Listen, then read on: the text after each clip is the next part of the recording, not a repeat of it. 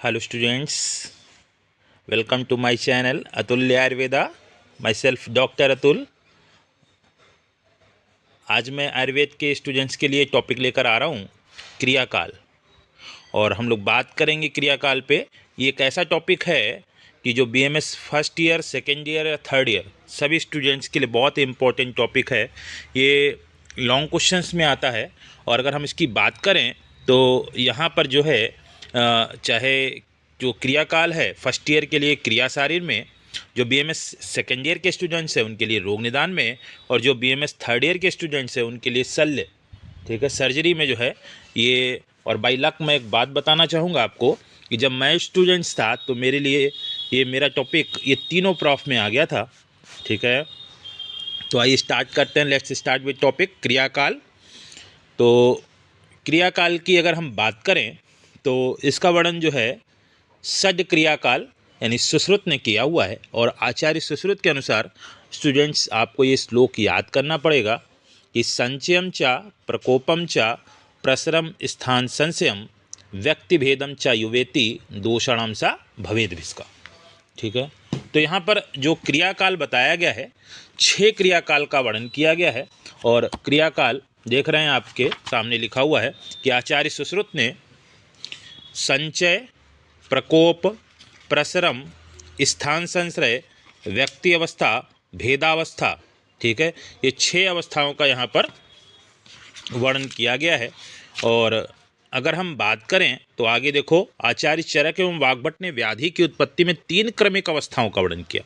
कौन कौन सी? एक संचय, प्रकोप और प्रशमन। यहाँ पर अगर बात करी जाए संचय और प्रकोप और प्रशमन को लेकर, तो बेटा मैंने कहा ना आपको, नॉट प्रसर, प्रशमन और प्रसर में बेटा अंतर है, ठीक है। सामान्य रूप से अगर हम बात करें तो आप लोगों ने अगर जानते होंगे तो प्रशमन ये हमारे बॉडी में स्वाभाविक रूप से होता रहता है कि एक ऋतु आई तो किसी दोष का संचय होगा, किसी दोष का प्रकोप होगा और किसी दोष का शमन भी होगा। तो एक श्लोक है वाग्भट का, शायद मुझे आप लोग याद होगा, जब फर्स्ट ईयर आप लोग रहे होंगे या फर्स्ट ईयर में आप लोगों ने पढ़ा होगा कि चय प्रकोप प्रस्मा वायु ग्रीष्मादिषु ऋषु वर्षा ऋतु तो पित्ताशय श्लेष्मा शिश्रादिषु। यहाँ पर अगर हम बात करें अष्टांग हृदय सूत्र स्थान में आया हुआ श्लोक है, और यहाँ पर देखिए एक मैंने एक टेबल बना रखी है आपके लिए कि एक ऋतुओं का कॉलम है जिसमें शिशिर, वसंत, ग्रीष्म, वर्षा, शरद, हेमंत, आदान काल और विसर्ग काल की ऋतुओं का वर्णन किया गया है। तो देखिए सबसे पहले संचय, प्रकोप, प्रशमन, एक टेबल फॉर्म में मैंने आपको अरेंज करके दिया हुआ है कि जहाँ संचय है यानी कफ का संचय, अगर हम बात करें शिशिर ऋतु में, उसकी नेक्स्ट ऋतु में इसका, वसंत ऋतु में कफ का प्रकोप होगा, और नेक्स्ट ऋतु में इसका जो है शमन हो जाएगा। आप देख रहे हैं वही वात का संचय ग्रीष्म ऋतु में होना स्टार्ट हो जाता है। प्रकोप अगर वात की बात करें तो वर्षा ऋतु में वात का प्रकोप होता है, नेक्स्ट अगली ऋतु शरद ऋतु में वात का शमन हो जाता है। आगे की बात करें तो वर्षा ऋतु में देखो पित्त का क्या बताया गया है कि वर्षा ऋतु में पित्त का संचय होता है, और शरद ऋतु में पित्त का प्रकोप होता है, नेक्स्ट जो है हेमंत और शिशिर ऋतु पित्त का शमन होगा। तो यहाँ पर देख रहे हैं आप लोग कि सामान्य रूप से, ठीक है, कि यहाँ पर बात करी गई है। इसीलिए मैं कहता हूँ बेटा अंतर है कि प्रशमन तो स्वाभाविक एक प्रक्रिया है, लेकिन यहाँ पर हम बात कर रहे हैं प्रसर की। अगर हम बात करें एक छोटे से टॉपिक को लेकर कि संचय, प्रकोप, प्रसर, स्थान संश्रय, व्यक्तावस्था और भेदावस्था,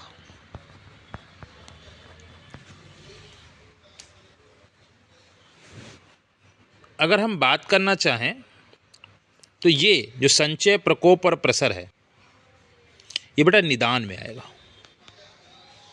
निदान में कैसे आएगा?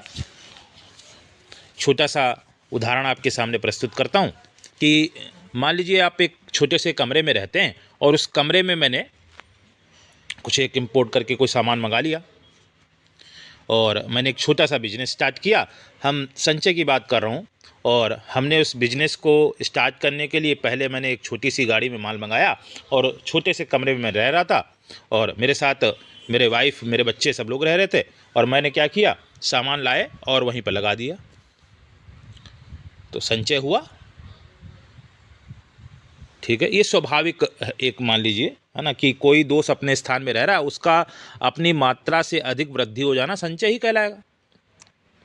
तो 200 का संचय हुआ, लेकिन हमारा प्रोडक्ट हमने सेल नहीं कर पाए और हमने एक गाड़ी और मंगा ली ऑर्डर में।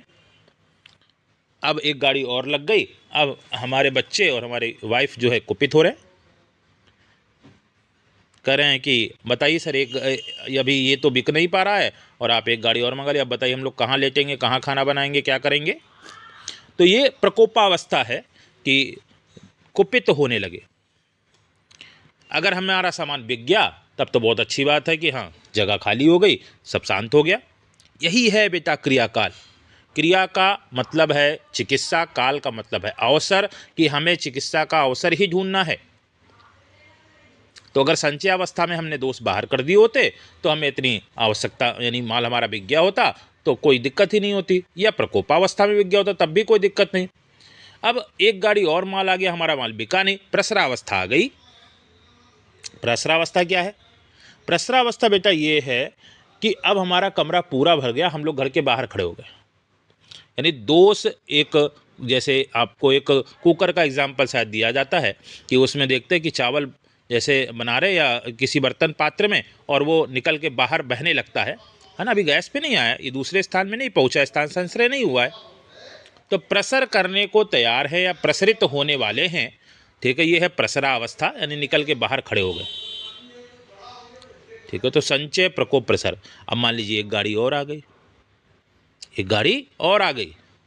अब तो भाई हमको दूसरे के घर में रह के रहना पड़ेगा या दूसरे कमरे में जाना पड़ेगा। तो वही एक गाड़ी जब और आ गई तो प्रसर हो गए हम लोग, है ना, ये सामान उठ के दूसरी जगह लग गया। अब भाई दूसरी जगह लगाना ही पड़ेगा, तो ये हो गया स्थान संश्रय। एक स्थान से हम दूसरे स्थान में पहुंच गए, यह है स्थान संश्रय। और जब तक स्थान संश्रय नहीं होगा, दोष दूष सम्मूर्छना नहीं होगी। ठीक है, दोष दूष्य सम्मूर्छना नहीं होगी, तब तक व्याधि की उत्पत्ति नहीं होती है। ठीक है, जब तक दोष दूष सम्मूर्छना नहीं होगी तब तक व्याधि की उत्पत्ति नहीं होगी। यही है रोगों की पूर्व अवस्था, पूर्व रूपावस्था। यही रोगों की क्या कहलाती है? पूर्व रूपावस्था। तो मैंने बताया ये संचय, प्रकोप, प्रसर निदान में आता है और स्थान संश्रय पूर्व रूप में आएगा। और जब लक्षण एक गाड़ी और आ गई, ठीक है, तो हमारे घर के बाहर सामान लगने लगा। ठीक है, तो ये लक्षण दूसरे को भी दिखने लगे, ये हो गई व्यक्तावस्था बेटा। ठीक है, और अगर एक गाड़ी और आ गई आपकी और माल बिका नहीं, ठीक है, तो मोहल्ले वाले भी आपको बहुत मारेंगे। ठीक है, यही है बेटा उपद्रवावस्था, भेदावस्था।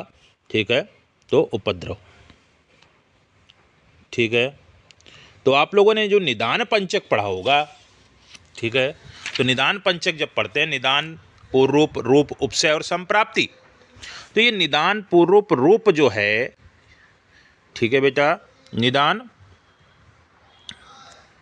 पूर्व रूप और रूप, यहाँ तक जो रोगों की उत्पत्ति हुई, यही है बेटा संप्राप्ति।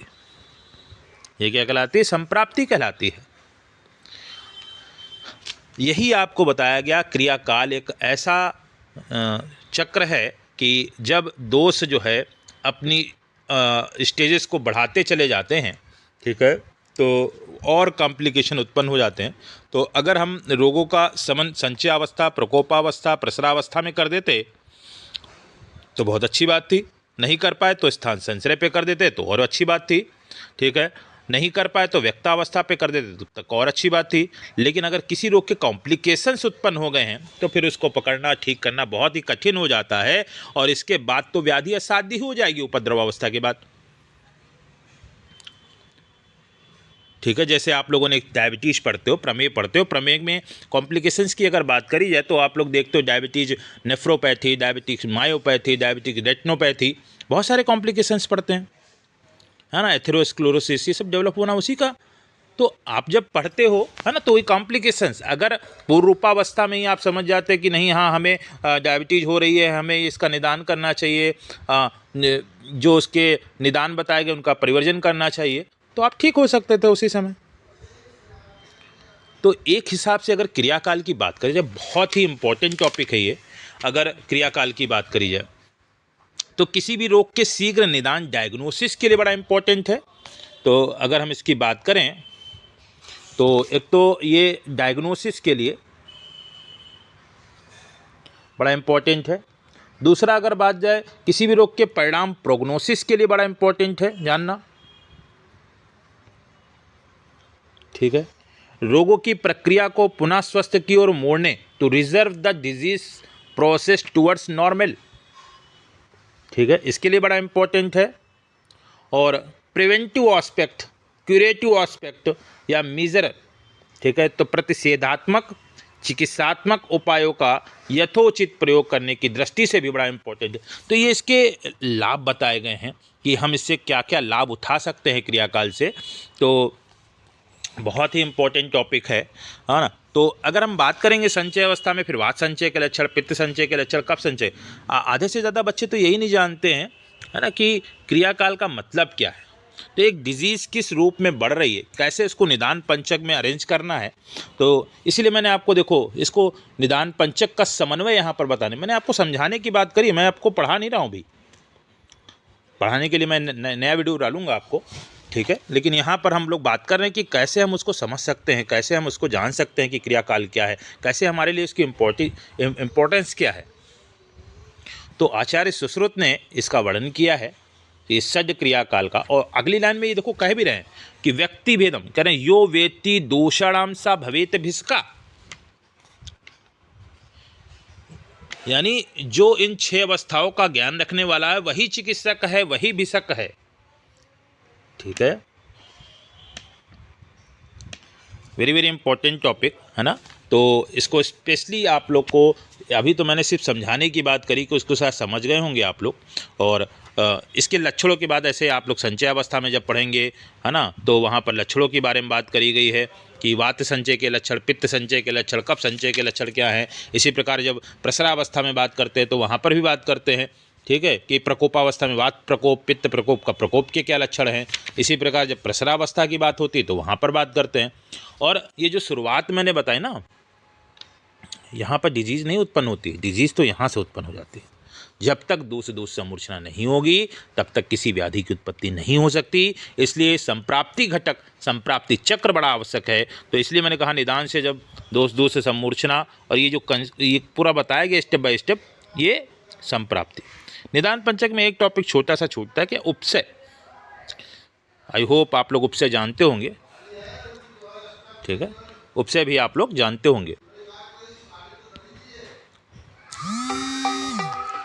ठीक है, आई होप उपसय आप लोग जानते होंगे। तो उपसय पे हम लोग बात करेंगे, ठीक है, लेकिन अगले टॉपिक पे कि उपसय क्या है ना। तो आप लोग आई होप समझ गए होंगे, है ना। और आपको मेरा वीडियो अच्छा लगा हो तो प्लीज़ लाइक एंड सब्सक्राइब करिए, ठीक है। ओके बच्चा, थैंक यू।